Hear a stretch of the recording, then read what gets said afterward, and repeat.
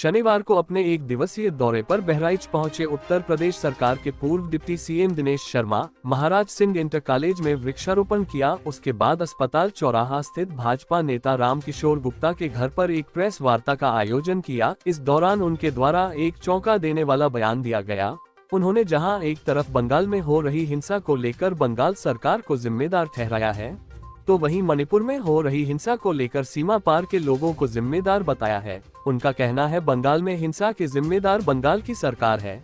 जिनकी हत्या हो रही है बंगाल सरकार की पुलिस उन्हीं के परिजनों को बंद कर रही है। तो वहीं मणिपुर में हो रही हिंसा को लेकर उन्होंने कहा कि सीमा पार के लोगों को शांति पच नहीं रही है। दुबई देश की सुरक्षा एजेंसियों को चुनौती देते हुए देश के अंदर घुसने वाली पाकिस्तानी महिला सीमा हैदर के सवालों से डिप्टी सीएम बचते हुए नजर आए। आप अगर बंगाल की बात करो तो जाहिर सी बात किसका हाथ वहाँ तृणमूल हत्या कर रहा है कार्यकर्ता, जिसका वो विपक्षी तो है। वहाँ पर थाने की पुलिस जिनके वहाँ हत्या और उनके माँ बाप को बंद कर रही है, विपक्षी तो है। मणिपुर में भी मैंने बताया कि सीमा के अंदर और सीमा के बाहर के भी कुछ लोग हैं जो पूर्वोत्तर राज्य में शांति नहीं चाहते। आज आसाम शांत है, मेघालय शांत है, नागालैंड की हिंसक घटनाएं रुक चुकी हैं, त्रिपुरा आज प्रगति की तरफ बढ़ रहा है जहां जहां बीजेपी गई है, और मणिपुर भी आज मॉडल बना था विकास का। अरुणाचल मॉडल बना है। अब वो चाइना वहां पर अपना अधिकार नहीं जताने की दौड़ पाता है। ये पूर्वोत्तर की शांति ना तो सीमा पार के लोगों को पसंद आ रही है, ना खुद छद्मवेशी तथा कथित लोगों को नजर आ रही है। बंगाल में सीमा हैदर का मामला भी चल रहा है जो सीमा क्रॉस करके आ गई है, और ये मामला सुर्खियों में चल रहा है। देखिए अब जांच एटीएस का नतीजा आने दीजिए, उसके बाद कुछ कहेंगे। बंगाल में हो रही हिंसा के लिए वहाँ की सरकार जिम्मेदार है, तो मणिपुर की हिंसा के लिए क्या सरकार जिम्मेदार नहीं है? दोनों में अलग अलग प्रकार है, उसको मैंने विस्तार से वर्णन किया। नहीं, क्या सीमा हैदर का सीमा पार आना ये सुरक्षा एजेंसियों का फेल्योर नहीं है? देखिए कानूनी कार्रवाई बड़े सुनियोजित तरीके से, बड़ी अच्छी तरीके से चल रही है इसमें, और न्यायालय की कार्रवाई भी चल रही है। इसमें ना तो आपको टिप्पणी करने की जरूरत है ना मुझे है। कुछ दिन का इंतजार करिए, रिपोर्ट आने वाली, उसके बाद कुछ।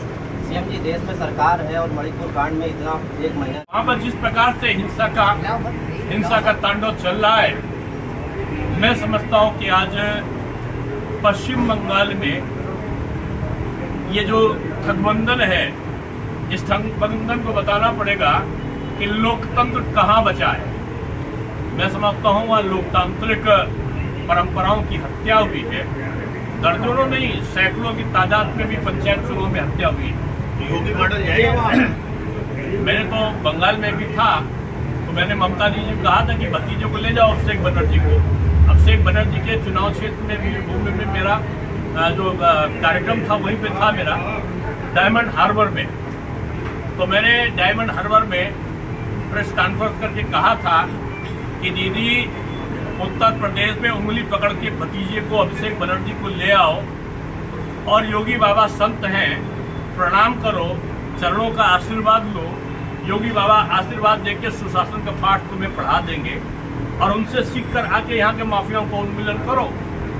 माफिया थानों में हत्या कर रहे हैं, थाने वाले माफियाओं से मिले हुए हैं। बंगाल में जंगल राज्य है, और फिर उसके बाद ये गठबंधन बना के ये जिस भारत की अस्मिता को लूटने का काम कर रहे हैं, जो टुकड़े टुकड़े वाले गैंग वाले लोग मिलके, ये मुस्लिम लीग वाले लोग मिलके, ये ममता जी के तृणमूल वाले लोग मिलके जो लोकतंत्र का और इस देश के मर्यादाओं का हनन कर रहे हैं, ये इंडिया के बारे में क्या जानेंगे?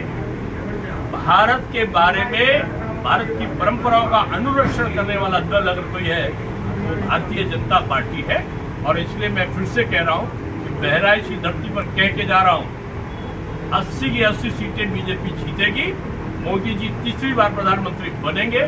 सपा बसपा माकपा भाकपा का सूपड़ा साफ होगा, और एक बार भारत विश्व गुरु बनने की तरफ तीसरी बार प्रधानमंत्री बनने के बाद मोदी की वो बढ़ेगा। गठबंधन वाला एनडीए मैंने बता दिया। यूसीसी का